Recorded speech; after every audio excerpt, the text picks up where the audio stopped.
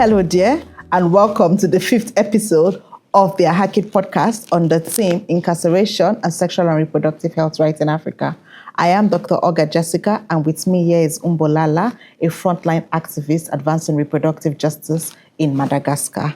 Umbo's work sheds light on the fact that reproductive injustice cannot be covered on the guise of restrictive laws in Africa. Thank you so much for joining us, Umbo. It's a privilege to have you here, and welcome again to the podcast. Thank you, Doctor, for the invitation. It's my pleasure. Umbo, I'm just going to go straight or right into the questions. Umbo, I know that Madagascar, like I had earlier introduced, has one of the most restrictive laws on abortion in Africa. Can you walk us through how that feels like and what that looks like in Madagascar?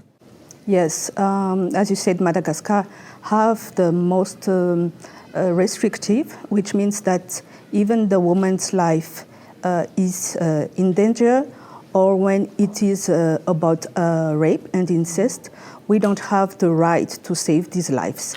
And another point is that doctors can't do their work properly because so the doctors can't save these lives. So it is a very restrictive situation, and effectively in one of the poorest country in the world, to have the safe abortion is now complicated, and it gives the way to this insecure abortion.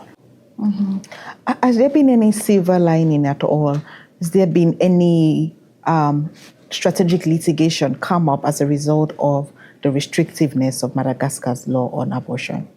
Yeah, we have some procedures to keep this exception to be allowed, but we posed a law, we introduced a law 2 years ago, and the law just disappeared.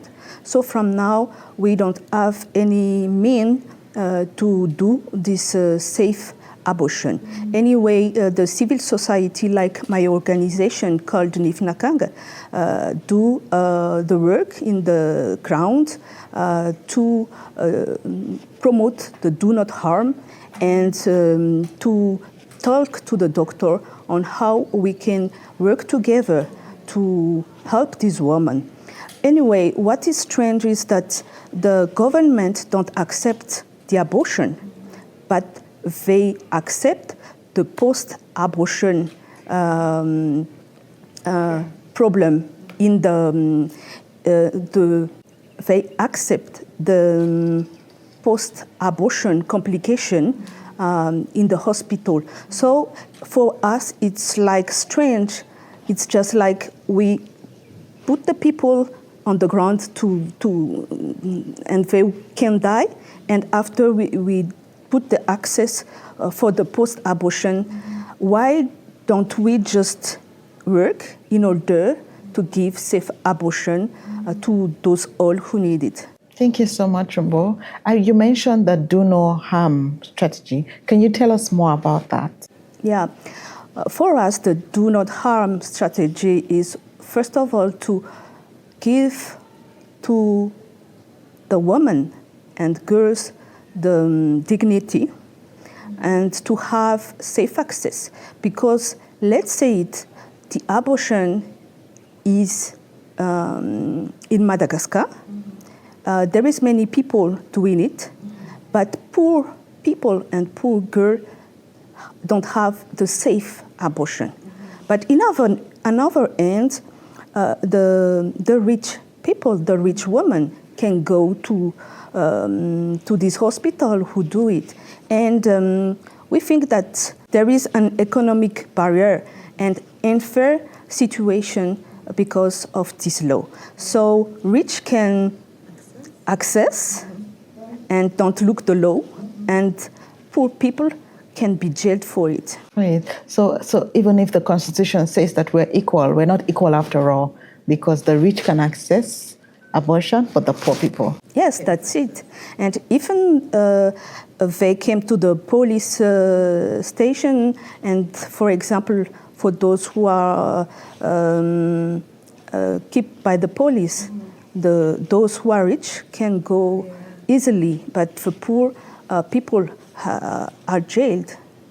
Thank you so much, Mo, for that. I think this conversation is exposing, or maybe not exposing, but it's highlighting the reproductive issues that we have in Madagascar.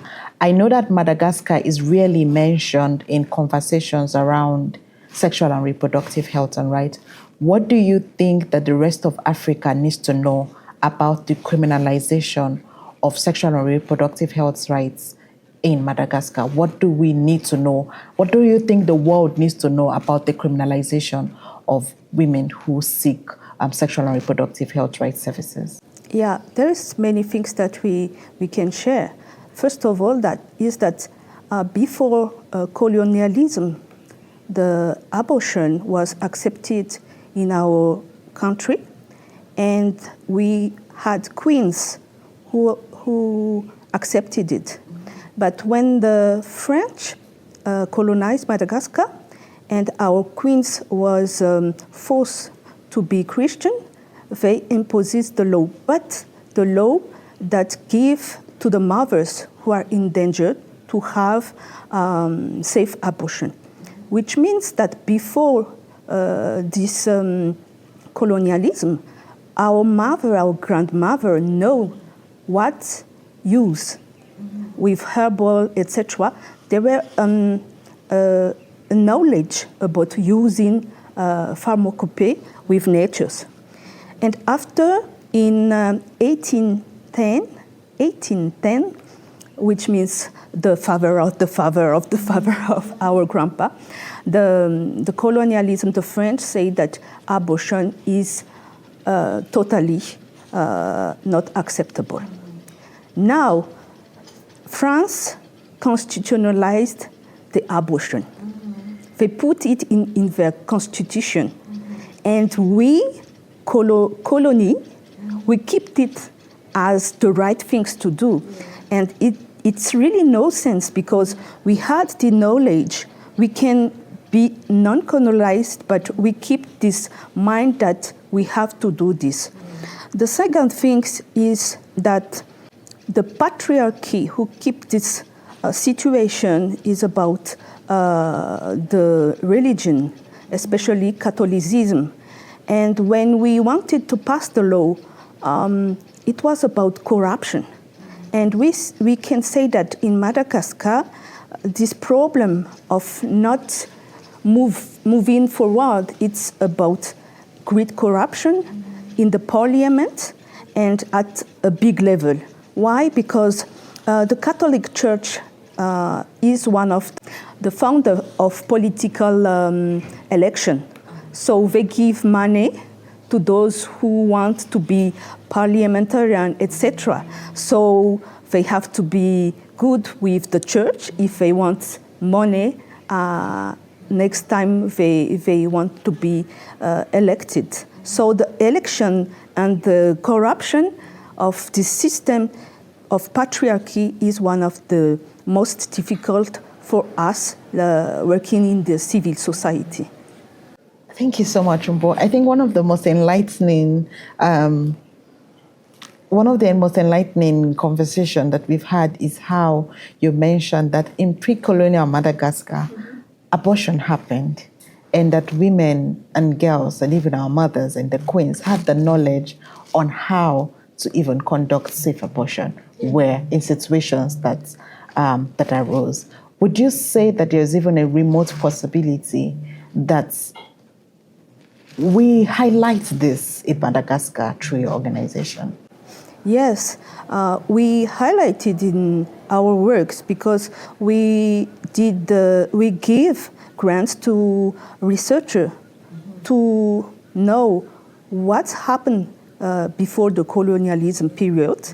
And then also we would like to do some research about what was the knowledge that these women and girls use the nature to do abortion, and in quite safe way. Because the thing is that people think that what our grandma did is bad. But what white people with these all industrial things is the best way. But anyway, we think that we have to put the African knowledge in this kind of situation and build also that we had this opportunity and we must keep that women and girls must be saved and protected in Madagascar. Thank you so much, Mbo. In your advocacy, you always speak about restoring dignity and not just rights. You speak about dignity in such a profound and powerful manner. Why would you say dignity is such a powerful concept to be aligned with, especially in conversations around sexual and reproductive health rights and incarceration? We think that dignity is the most powerful things that a person have as a person. And when someone be raped, the perpetrators take this dignity to the person. One, for example, for the incest and rape. In other hand, when a woman who is pregnant can't choose to be alive because the doctor can't save her, we take the dignity of this person. And then when we didn't give to the doctor the opportunity to save someone, we take the dignity of this person. A person who is raped had 3 levels where we take this dignity. First, when she is raped. Secondly, when the society doesn't accept the situation and think that perhaps she is the problem, and then if she has a pregnancy, so she is victim at 3 levels. So dignity is very, very important in our everyday work.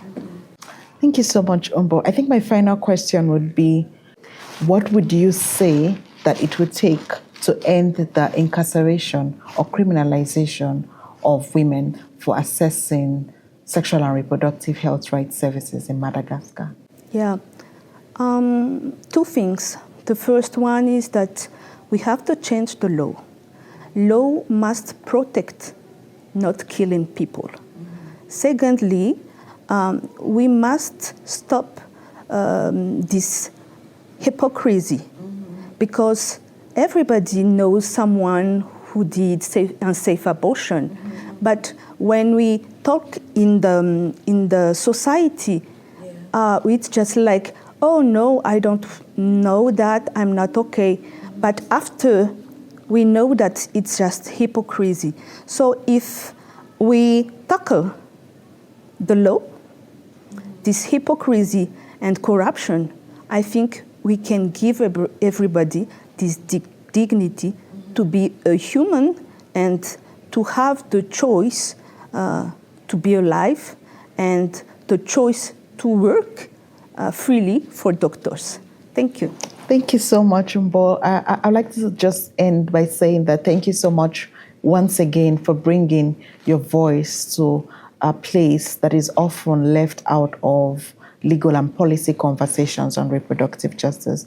I think you remind us that even in countries that are often left out of margins, reproductive justice must be inclusive, and the conversations around criminalization and incarceration must be inclusive of even women and girls in countries with the most restrictive laws. And I think that's very important and very profound for the conversation on achieving reproductive justice in Africa.